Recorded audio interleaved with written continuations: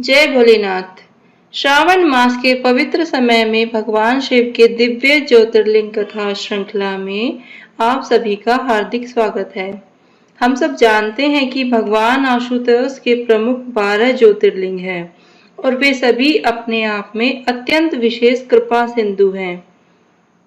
पिछले वीडियो में हमने गुजरात के प्रभास क्षेत्र में स्थित सोमनाथ महादेव ज्योतिर्लिंग की कथा सुनी।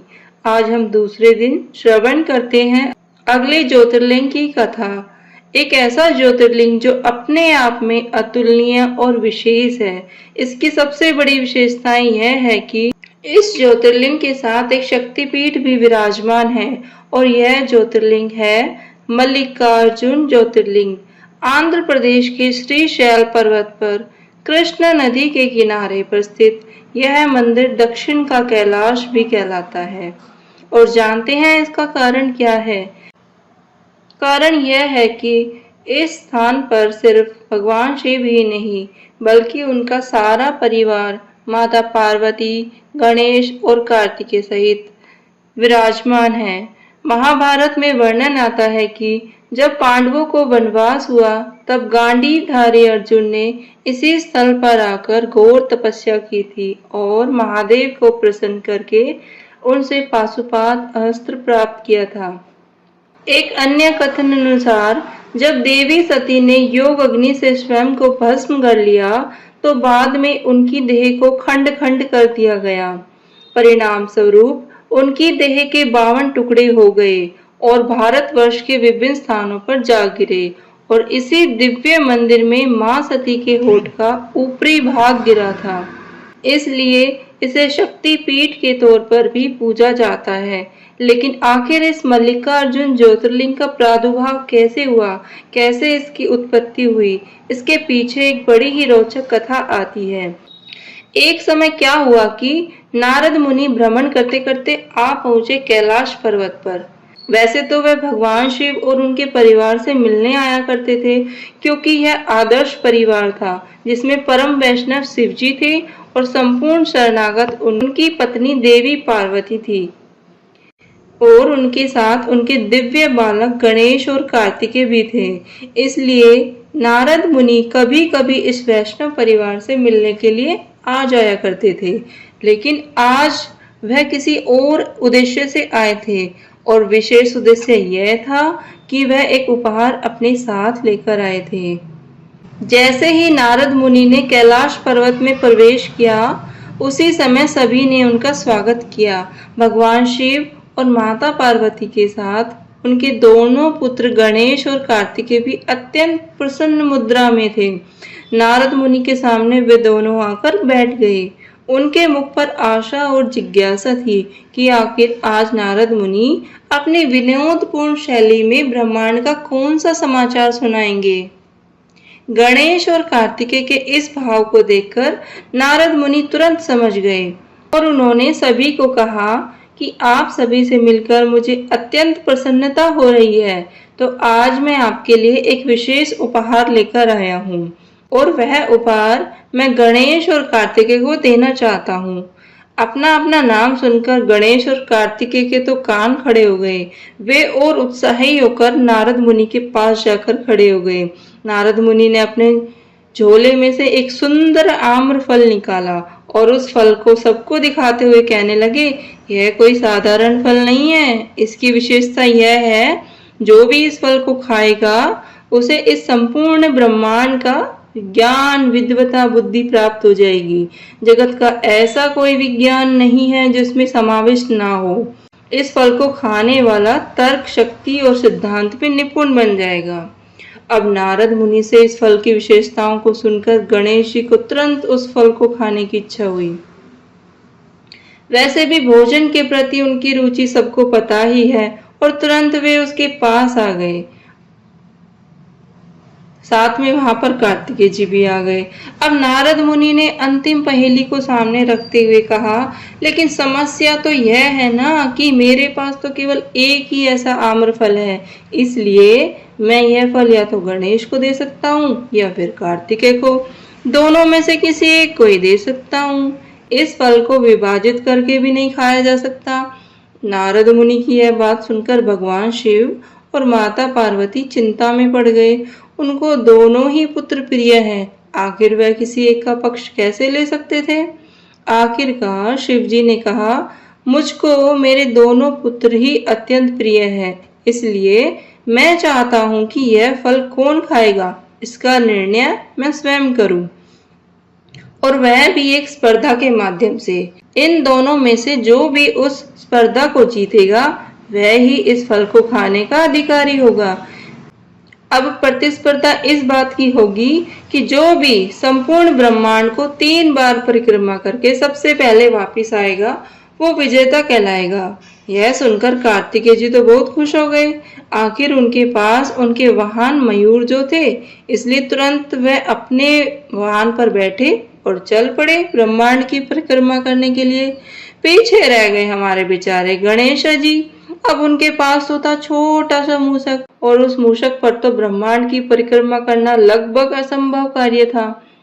निराश होकर वे सोचने लगे, अब क्या किया जाए। अचानक उनके मन में विचार आया कि पिताजी ने ब्रह्मांड की परिक्रमा करने के लिए कहा है, लेकिन यह तो नहीं बताया कौन सा ब्रह्मांड। और यह विचार आते ही उनकी आंखों में चमक आ गई। उन्होंने अपनी माता पार्वती को बड़े प्यार से देखा और मुस्कुराए। इसके बाद गणेश जी ने दोनों हाथ जोड़कर अपने माता पिता शिव जी और माता पार्वती को प्रणाम किया और फिर उन दोनों की 3 बार परिक्रमा की। अब जब माता पार्वती ने देखा तो उनको कुछ समझ नहीं आया। उन्होंने गणेश जी से पूछा, हे पुत्र, यह तुम क्या कर रहे हो? क्या तुमको शर्त जीतने का प्रयास भी नहीं करना चाहिए? बिना प्रयास के ही तुम हार कैसे मान सकते हो? इसके उत्तर में गणेश जी ने बड़ी विनम्रता से कहा, हे मेरी माता, पिताजी ने ब्रह्मांड की परिक्रमा करने के लिए शर्त रखी थी, और मेरे लिए तो मेरे माता पिता ही मेरा संपूर्ण ब्रह्मांड और संसार है। आपके सिवा मुझे कोई और प्रिय नहीं है, इसलिए मैंने आप दोनों की 3 बार परिक्रमा पूर्ण कर ली। गणेश जी के इस तर्क संगत ही बात को सुनकर और ऐसी बुद्धि को देखकर भगवान शिव और माता पार्वती प्रसन्न हो गए। गणेश जी की हर बात पूरी तरह से तर्क संगत थी। उनको इस तर्क में कोई भी दोष नहीं दिखाई दिया, इसलिए उन्होंने प्रेम पूर्वक गणेश जी को विजयी घोषित कर दिया और वो आम्रफल भी उन्हें प्रदान किया। अब यहाँ पर इस कथा के मुख्य अंश की शुरुआत होती है। कार्तिकेय जी अपनी 3 परिक्रमा पूर्ण करके वापस आए तो उन्होंने गणेश जी को कैलाश पर वह आम्रफल खाते हुए देखा, और यह देखकर उन्हें बहुत आश्चर्य हुआ कि तब माता पार्वती ने गणेश जी की बुद्धिमत्ता की प्रशंसा करते हुए सारा वृतांत कार्तिकेय जी को कह सुनाया, और यह सुनकर उनको अत्यंत क्रोध आया। उनके क्रोध का एक कारण है कि पिताजी, उनके माता पिता ने गणेश को विजयी घोषित करने से पहले उनके आने का इंतजार भी नहीं किया, और यह सोचकर वह बहुत दुखी हो गए। अपने क्रोध में आकर उन्होंने निर्णय किया कि वह अपने घर का त्याग कर देंगे और सबसे श्रेष्ठ ज्ञान को अर्जित करने के लिए तपस्या करेंगे। उनके इस अतार्किक निर्णय को सुनकर भगवान शिव और माता पार्वती को आश्चर्य हुआ। दोनों ने कार्तिकेय को समझाने के लिए बहुत प्रयास किया, लेकिन कोई लाभ नहीं हुआ। कार्तिकेय अपनी बात पर अडिग रहे और निकल गए क्रौंच पर्वत पर अपनी तपस्या करने के लिए। अपने पुत्र के वियोग को सहन न कर पाने के कारण भगवान शिव और माता पार्वती उसे मनाने के लिए क्रौंच पर्वत पर पहुंच गए।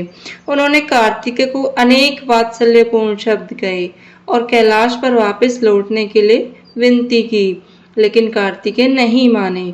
उल्टा अपने माता पिता को उस पर्वत पर देखकर अन्य पर्वत पर 3 योजन दूर चले गए। परंतु बाद में इस बात की सहमति बनी कि प्रत्येक मास की अमावस्या पर महादेव कार्तिकेय से मिलने आएंगे। प्रत्येक मास की पूर्णिमा पर माता पार्वती कार्तिकेय से मिलने आएंगी। तभी से भगवान शिव ज्योतिर्लिंग के रूप में इस स्थान पर स्थापित हो गए। अर्जुन शब्द भगवान शिव का ही एक नाम है और मल्लिका यानी माता पार्वती, इसलिए इस ज्योतिर्लिंग को मल्लिकार्जुन ज्योतिर्लिंग के नाम से जाना जाता है। इस दिव्य ज्योतिर्लिंग की महिमा का वर्णन करते हुए श्रील सूत गोस्वामी जी कहते हैं कि इसका दर्शन करने मात्र से ही व्यक्ति को पुनर्जन्म नहीं मिलता। यह एकमात्र ऐसा ज्योतिर्लिंग है जिसका अभिषेक करने के बाद श्रद्धालु इसका स्पर्श भी कर सकते हैं, जो कि किसी और मंदिर में संभव नहीं है। मल्लिकार्जुन ज्योतिर्लिंग आंध्र प्रदेश के कृष्णा जिले में कृष्णा नदी के तट पर श्रीशैल पर्वत पर विराजमान है। यह मंदिर लगभग 2 हेक्टेयर जमीन पर विराजमान है। इस मंदिर का प्रवेश द्वार राजगोपुरम अत्यंत सुंदर और विशाल है। विजयनगर साम्राज्य के दौरान इसका मुख्य मंडप निर्माण किया गया था, जो कि इस मंदिर का मुख्य कक्ष है। इस मंदिर में सहस्त्र शिवलिंग भी हैं और भगवान नटराज के अनेक सुंदर चित्रों से युक्त दर्पण कक्ष भी है। ऐसी मान्यता है कि मल्लिकार्जुन ज्योतिर्लिंग के दर्शन करने के बाद वहां स्थित साक्षी गणपति के दर्शन करने भी जरूरी हैं, नहीं तो आपकी यात्रा पूरी नहीं मानी जाएगी।